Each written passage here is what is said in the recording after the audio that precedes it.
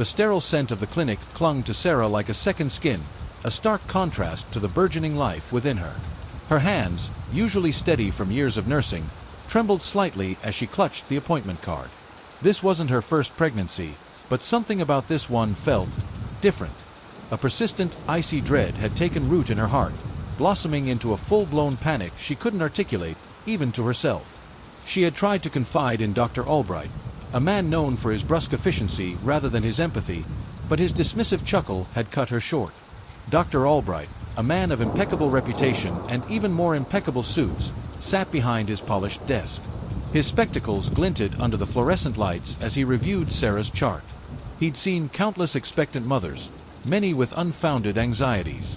To him, Sarah was just another one, her worries an inconvenient interruption to his meticulously planned day. He'd heard her faint plea for an early ultrasound, her voice laced with an almost desperate urgency, and responded with a jovial, almost condescending laugh.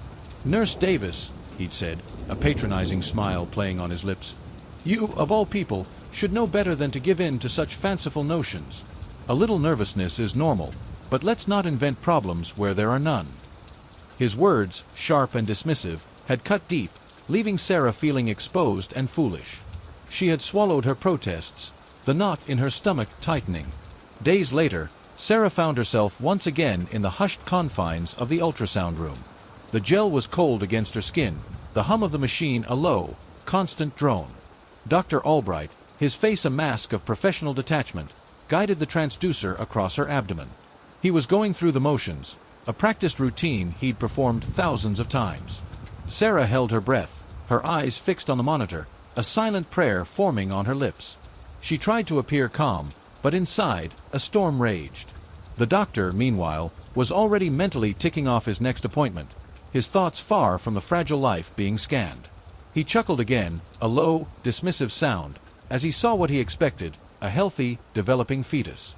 "See, Nurse Davis, perfectly normal. Just as I said."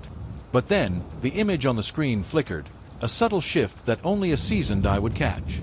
Dr. Albright's casual smile faltered. He leaned closer, his brow furrowing. The jovial dismissiveness evaporated, replaced by a sudden, intense focus. Sarah watched, her heart hammering against her ribs, as his fingers tightened on the transducer. He adjusted the angle, his movements becoming precise, almost frantic. The air in the room grew heavy, thick with unspoken tension. The silence stretched, punctuated only by the soft whir of the machine and the frantic thrum of Sarah's own pulse. His eyes, usually so assured, now held a flicker of something she couldn't quite decipher. Confusion, fear. He moved the probe again, a stark change from his earlier relaxed demeanor. His breathing became shallow, his gaze locked on the screen. The silence became deafening, each second stretching into an eternity. He mumbled something under his breath, too low for Sarah to hear, but the tremor in his voice was unmistakable. Then, with a sudden sharp intake of breath, he froze. His hand, usually so steady, began to tremble. His face, which moments ago held an air of arrogant certainty, was now a canvas of stark, unadulterated shock. His eyes, wide and disbelieving, darted from the screen to Sarah's face, then back again. "No," he whispered, the single word a raw expulsion of disbelief. That can't be right."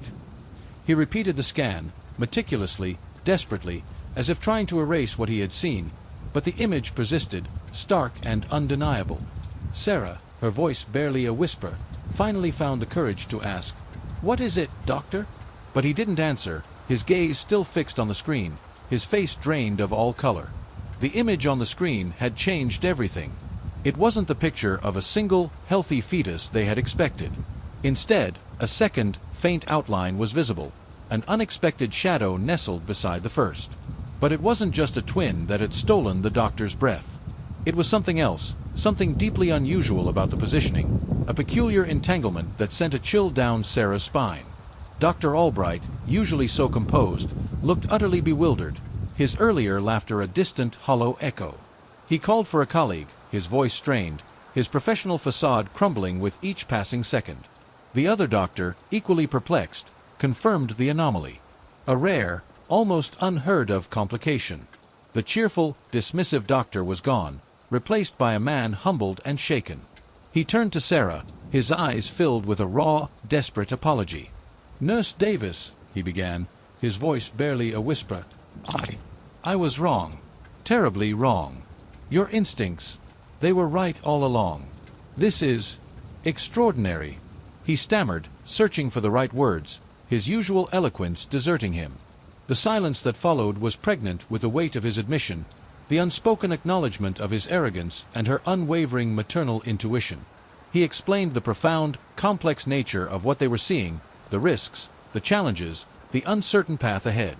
Sarah listened, tears silently streaming down her face, not of sadness, but of a strange, profound vindication. Her fear, dismissed as foolish anxiety, had been a premonition, a mother's silent knowing. And now, the doctor, stripped of his professional haughtiness, stood before her, not as a superior, but as a humbled man facing a profound medical mystery, a man who had underestimated the power of a mother's intuition. His once condescending gaze was now filled with a newfound respect, and perhaps a touch of fear for the journey they were about to embark on. Trust your intuition, for it often sees what others cannot. If this story shook you, make sure to subscribe to Moral Avenue, where we uncover the truth behind the human heart and its silent wisdom. Thank you for watching Moral Avenue.